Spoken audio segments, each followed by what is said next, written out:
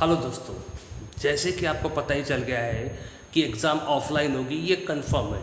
और जो time table दिया हुआ है वो भी क्या है, कंफर्म है। बस आपको एक छूट ये दे दी गई है कि आपका प्रैक्टिकल एग्ज़ाम जो है वो रिटर्न के बाद में होगा। और आपका जो सेंटर है वो कोशिश करेंगे कि वो होम सेंटर हो। लेकिन इसका मतलब ये नहीं है कि तुम्हारा फिजिक्स का जब पेपर होगा तो तुम्हारा फिजिक्स वाले जो प्रोफेसर होंगे वो तुमको एग्ज़ाम के टाइम में अवेलेबल होंगे। ऐसा बिल्कुल मत सोचना, क्योंकि वो उस टाइम पे दूसरे टीचर रहेंगे। तो हम ये बोल रहे थे कि इसको प्रिपेयर करने का तरीका क्या है। तो बोर्ड ने क्वेश्चन बैंक दिया है, और वो क्वेश्चन बैंक जो है उसमें ऐसा लिखा हुआ है कि इसमें से क्वेश्चन आएंगे, इसकी गारंटी नहीं है। तो वो ये तो गवर्नमेंट ये तो नहीं लिख सकती कि इसी में से क्वेश्चन आएंगे, इसकी कोई गारंटी है। हाँ, लेकिन एक बात और बताता हूँ कि थ्योरी और न्यूमेरिकल्स उसी में से आएंगे, 100% आप लिख के रख लीजिए। फ़र्क यह है कि जो उसमें एमसीक्यू है वो एमसीक्यू उसमें से नहीं आएंगे। ये मेरे को अंदर से फीलिंग आ रही है, तो एमसीक्यू आप अलग से प्रिपेयर कर लो। अब प्रिपरेशन करने का एक तरीका है फिजिक्स का, क्योंकि फिजिक्स का जो सिलेबस है, इस बार का जो सिलेबस है बहुत कॉम्प्लिकेशन से भरा हुआ है। ऊपर से निकाय 16 चैप्टर्स है, जो कि निकाय एक दिन में प्रिपेयर करके जाना और पेपर में जाके लिख देना कोई आसान बात नहीं है।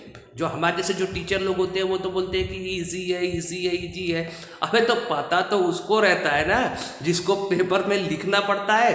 मास्टर लोगों को क्या है, बकबक करना है, इजी है, इजी है।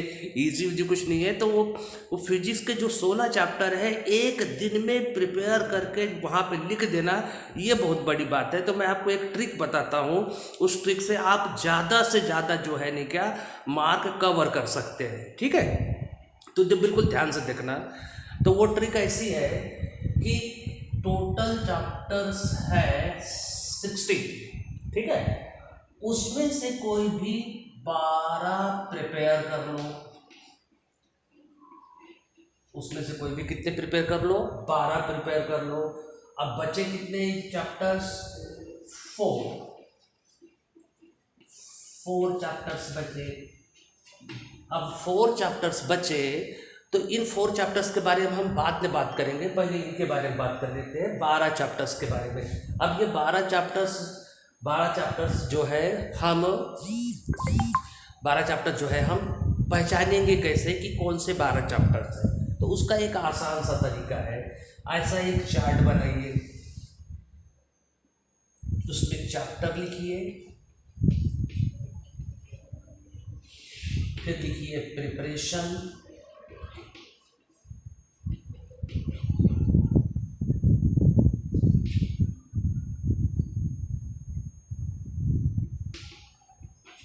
फिर लिखिए टेक्स्ट टेस्ट, और फिर लिखिए बोर्ड एग्जाम कर दीजिए, बोर्ड एग्जाम। ठीक है, तो ऐसा आपने एक बना लिया।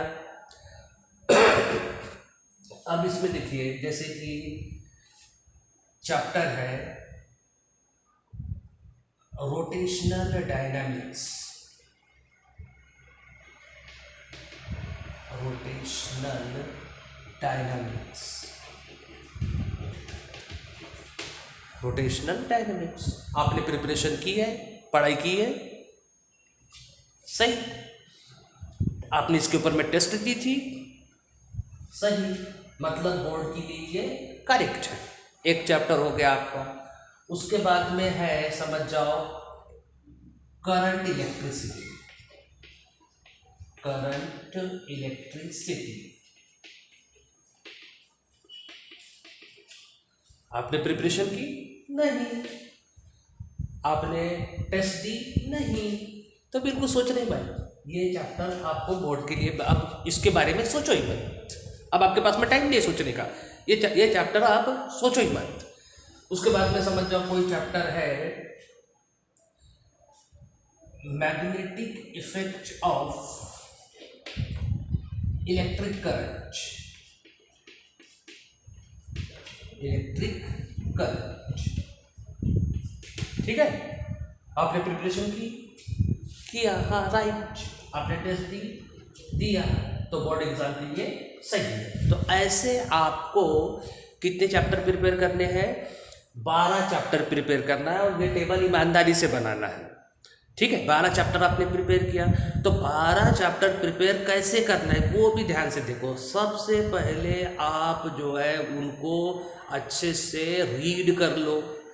रीड करने के बाद में आपको पता चल जाएगा कि इस लेसन में है क्या, फिर उसकी डेफिनेशंस कर लो, डेफिनेशंस। उसके बाद में आप उसमें लॉज होंगे तो लॉज कर लो। उसके बाद में अगर